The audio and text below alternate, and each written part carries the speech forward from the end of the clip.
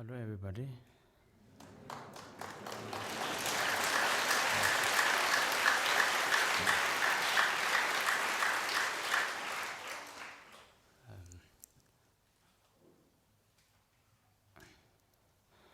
I would like to first thank you all for kindly inviting me here and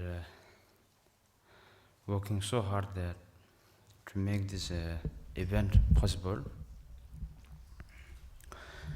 And I would like to even request you to forgive me if I look a bit nervous, because I am.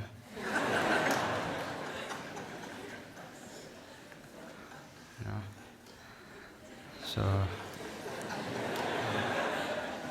So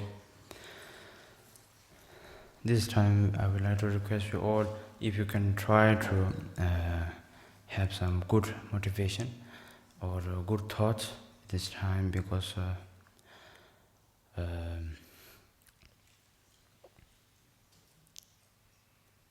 in this is where, in this moment it will be nice, and not just for this moment, from onwards, all the time, if you could have generate some good thoughts, and good motivations.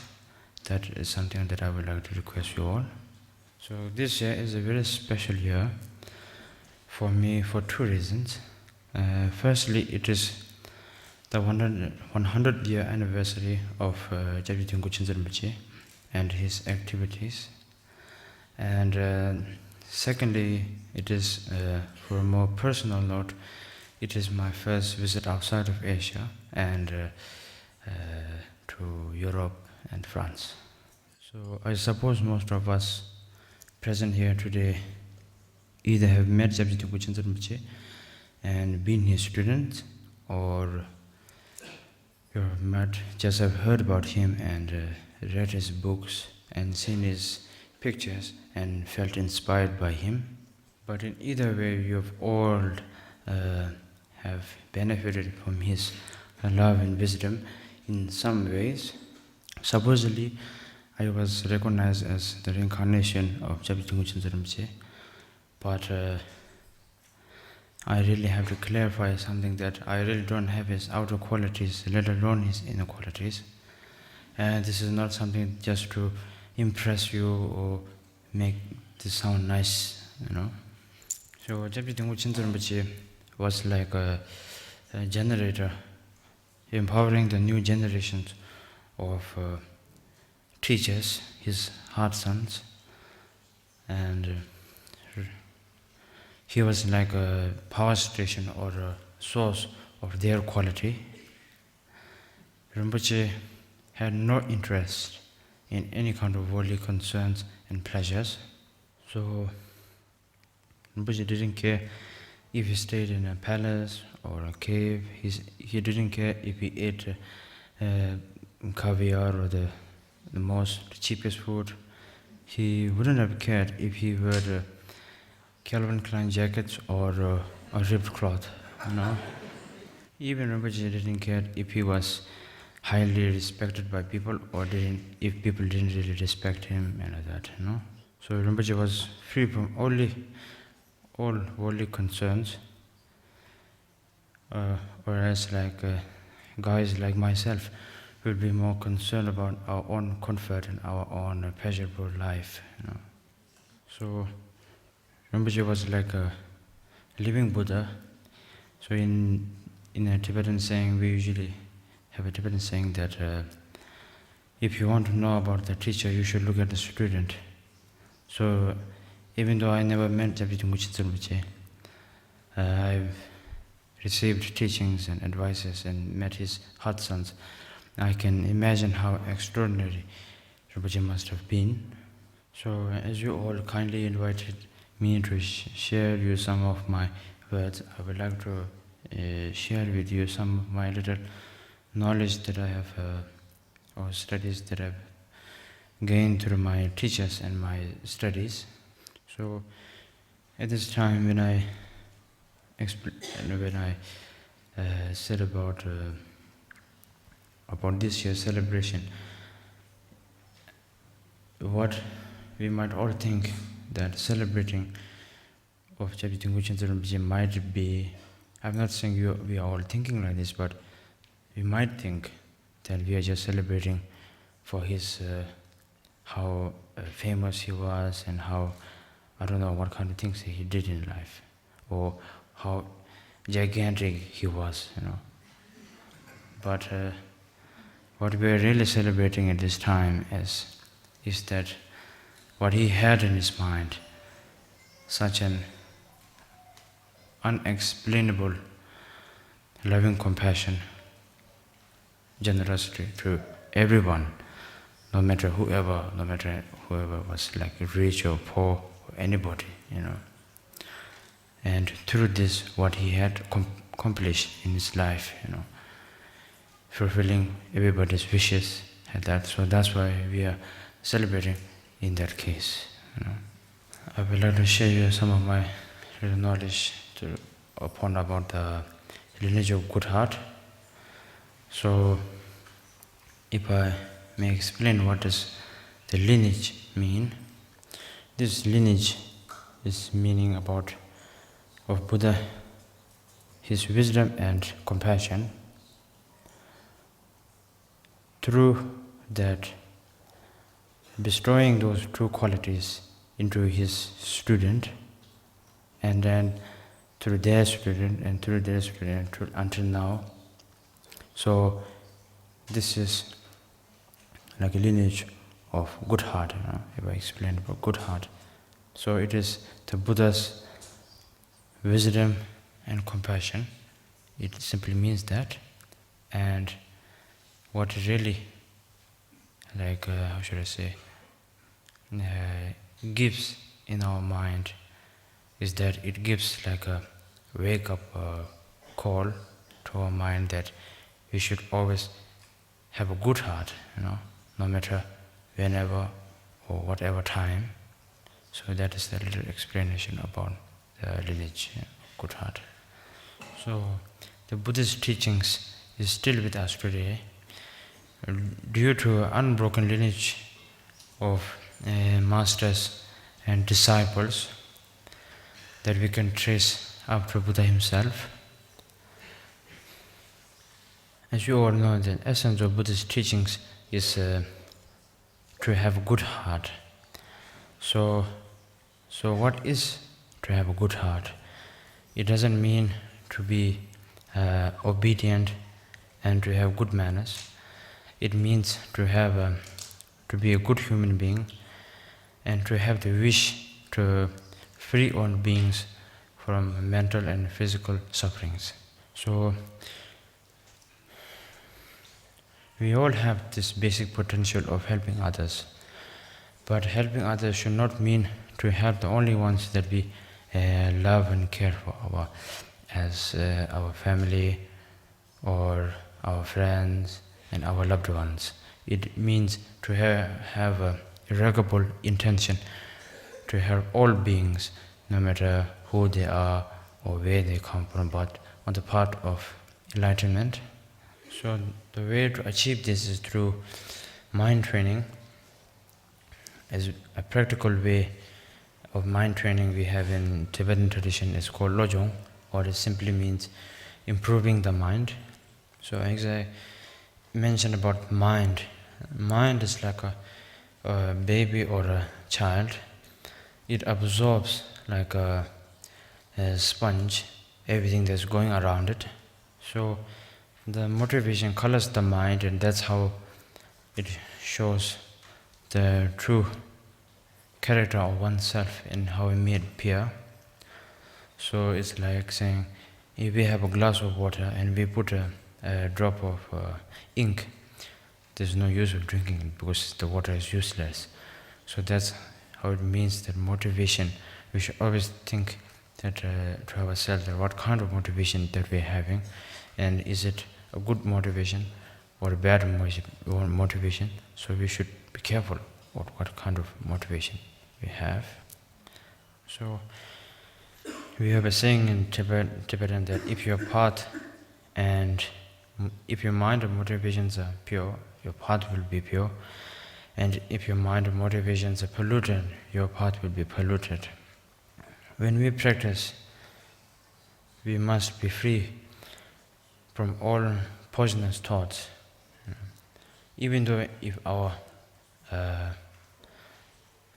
positive action, thoughts and words, and if we pollute them with anger and jealousy and ignorance, it has very less benefit. It's like walking on a tightrope with high heels. All the living beings throughout the universe, starting from a tiniest insect to a gigantic fish or a mammal, we all want to be happy and not to suffer. But that happiness that we are looking for is to have positive thoughts, and even through positive thoughts, being positive to others, positive actions, But we don't see that, and we try to avoid suffering and think that we're getting happiness, but in that case, at the end, we are just plunging ourselves into suffering. So what we must do in order to help those beings, until our mind is limited by ignorance, we might all just think to help is to give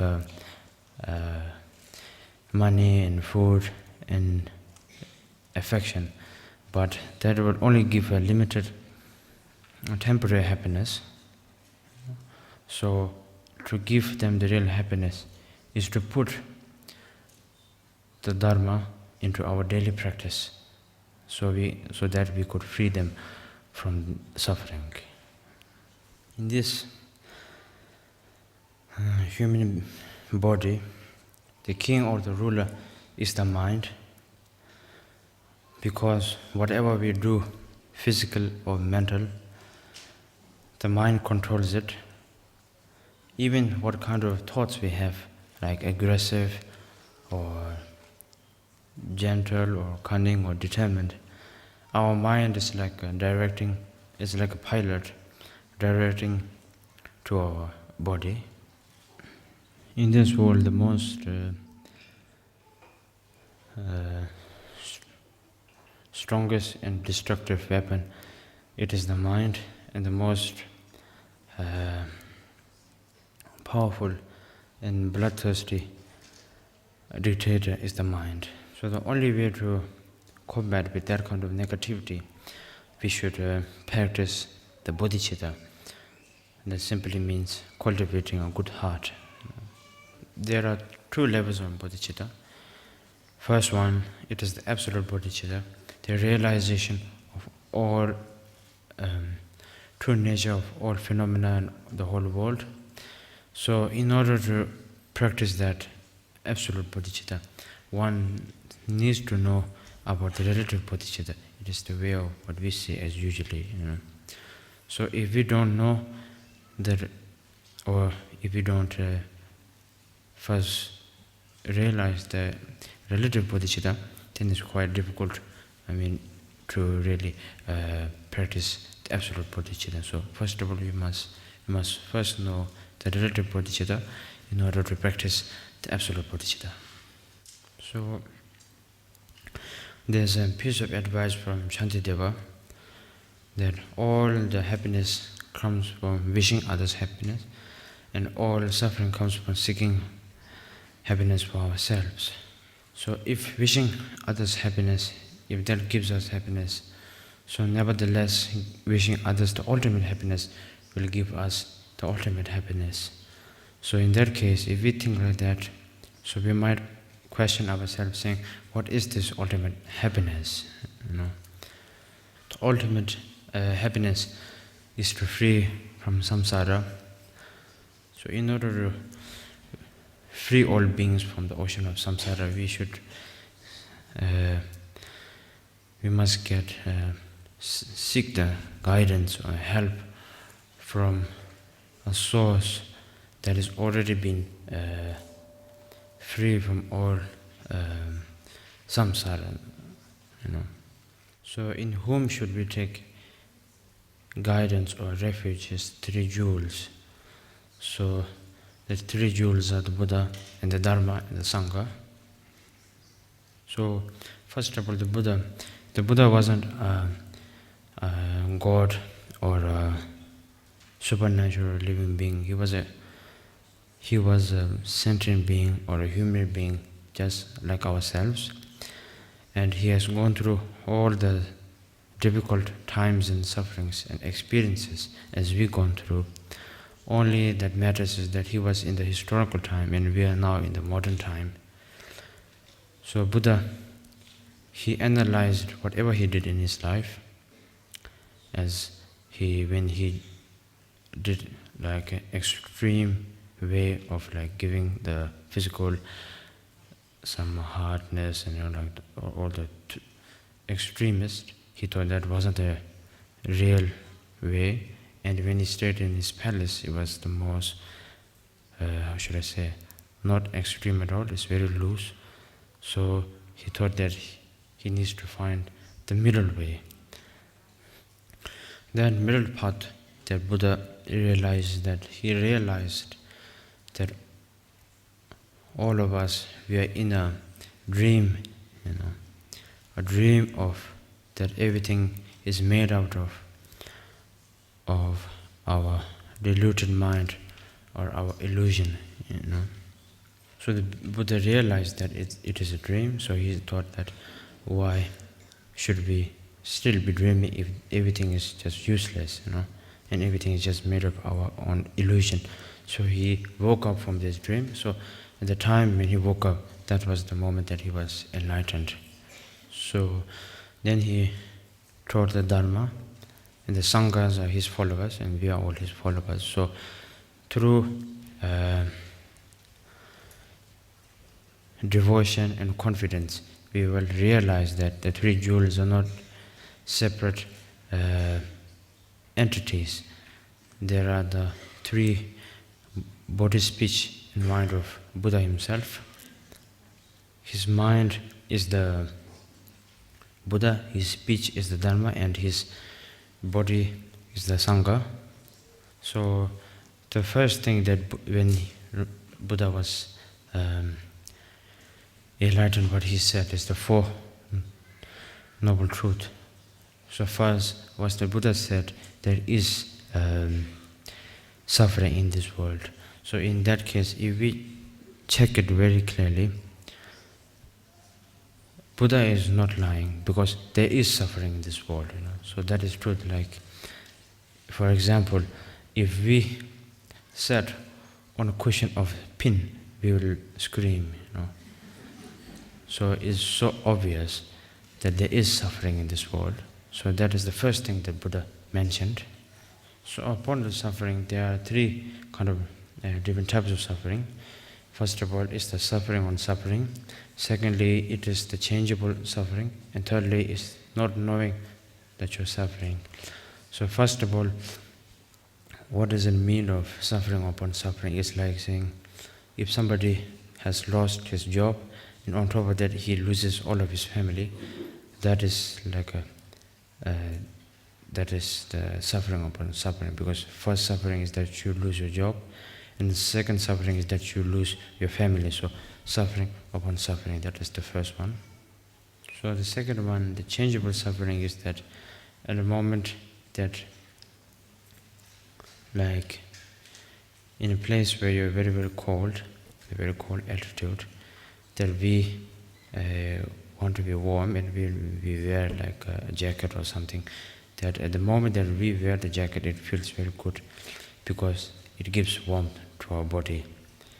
But slowly, time by time, when our body gets hotter and hotter, we feel much more, we are sweating, so we don't want this hot, so we want to take off the jacket. So in one moment that we are all happy because we are not cold, in one moment that we are too hot, that we want to have coldness. So that's why in one moment that we change, so the suffering changes at every moment. And that is the second one, changeable suffering. So the third one, not knowing that you're suffering, it is like if somebody has like a very strong disease like cancer or HIV, and that person doesn't realize that he has such a disastrous disease, but in one day that disease will arise and will cause death. So in that case, what it means is that you're still not realizing that you're in suffering. That is the third one. So that is the first thing that Buddha said, and the second one he said there is a way of stopping the suffering. So if we ask anybody a choice that if you want to increase your suffering, or if you want to know the source of that suffering and try to stop it, so we all definitely say, we want to know where this suffering comes from and how to stop it. So the Buddha mentioned, the next thing he mentioned is there is a way of the second one he said is the cause of suffering. So the third one that Buddha said is the way of stopping the suffering. So that is through knowing the source of the suffering and trying to stop that through practice and meditation and diligence. So the last one that Buddha said is the path to liberation or enlightenment, the last step that freeing from the ocean of samsara and through suffering. That is the Four Noble Truth. So friends and families and ordinary teachers won't help us to achieve liberation. So in order to be enlightened, we need the guidance of an authentic teacher. So we should not overestimate our capacities. When an authentic teacher has no hope or fear, he doesn't have worldly desires as we desire, he doesn't speak as we speak, he doesn't think as we think, and he doesn't do things as we do. So in that case, if we ever have a chance to meet or to get an authentic teacher, we should seek his guidance and receive his knowledge and practice it diligently.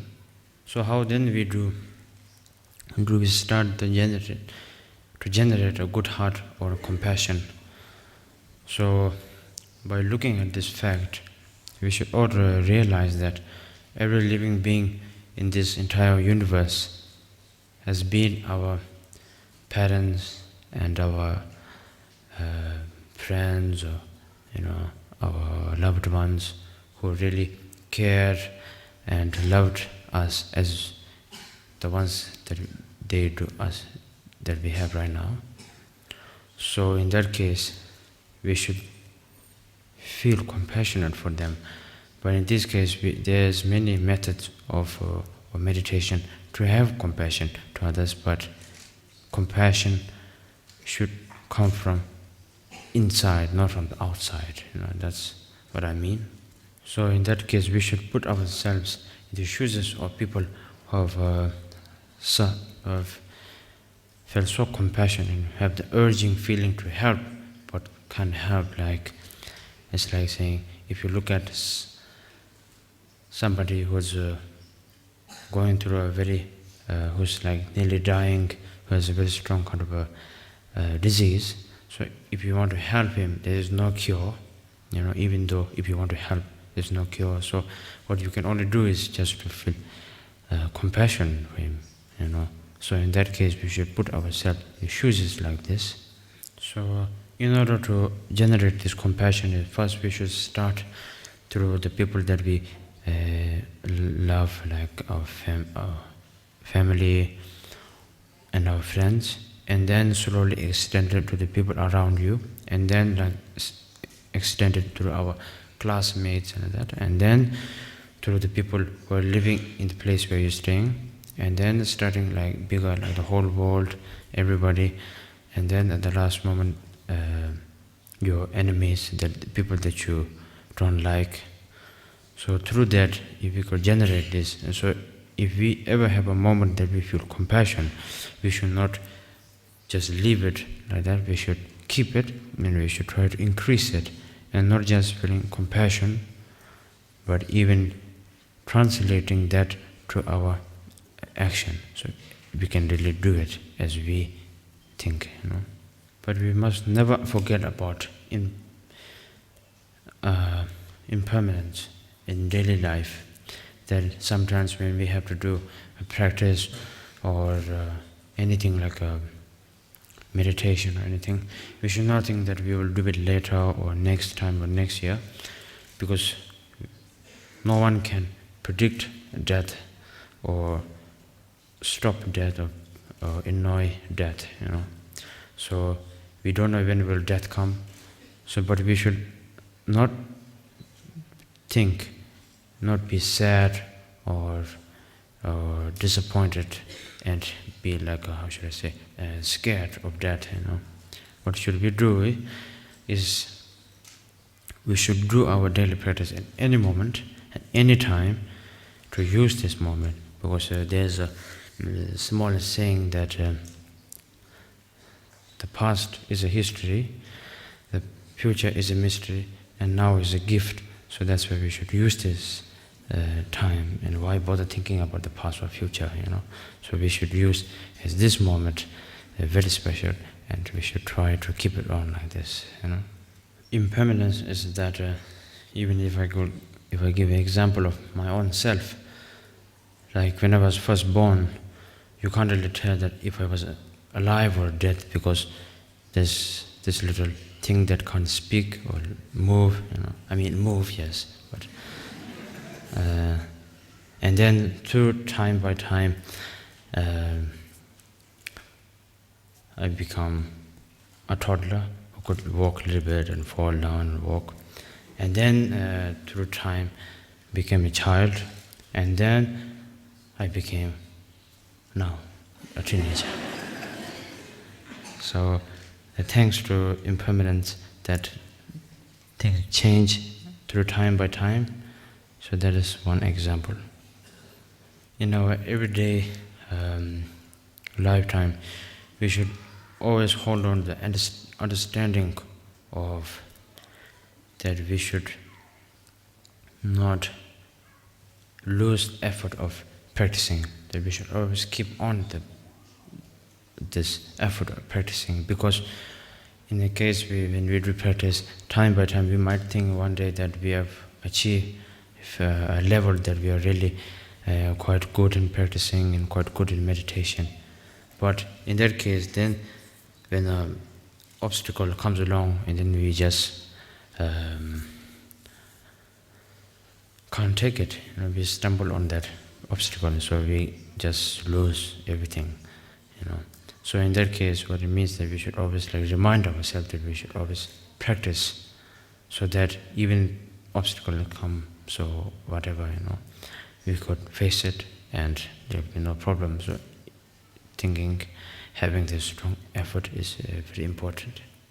Even if I give it's a silly example, but about to face the obstacles is that when I try to,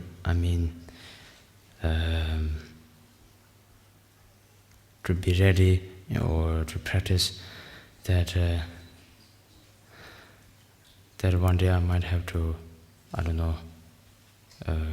teach others, and suddenly when I have this feeling that I can do this and I have the will to do this, and here today for me to stand in front of all of you is a big challenge. I myself can't even take it, so So anyway, there is some personal things that I think it might be helpful for you, that even I'm trying to apply for myself. There are some points. I think there's 8 points. The first is try to stop having hypocrisy or two-face. And secondly is stopping to judge people. And thirdly is stopping to take advantage of people who are nice to you. And fourth is trying to stop having utilitive motives. And fifth is to stop having the thought that giving others something in a hope that will do something for you. And sixth is trying to stop of not giving others space and personality and paying in their personal lives. And gossiping. And the seventh is stopping to gossiping for gossiping. And I think these are the 8 points. So this is what I'm trying to apply to myself. So if you want to do, you can do, but if you don't want to do, you can just leave it. No problem. There are some prayers to cultivate a good heart, so I will say that. May the precious bodhicitta arise when there is a time. When there's not a time, may it not decrease but increase further and further. And as long as space remains, and as long as sentient being remains, may I too remain to display the sufferings of all the world. So that's it. So thank you for listening to my word.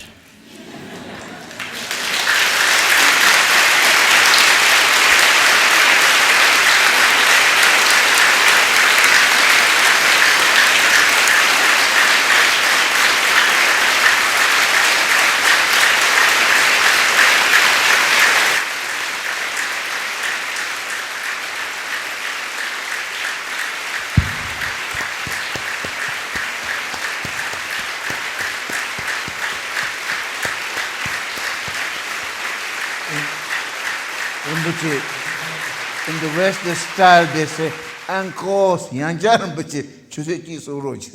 I'm saying, Uncle, again, I will ask Rinpoche to speak for 1 more hour. Good to hear, Rinpoche. And that was wonderful. Rinpoche, thank you very much.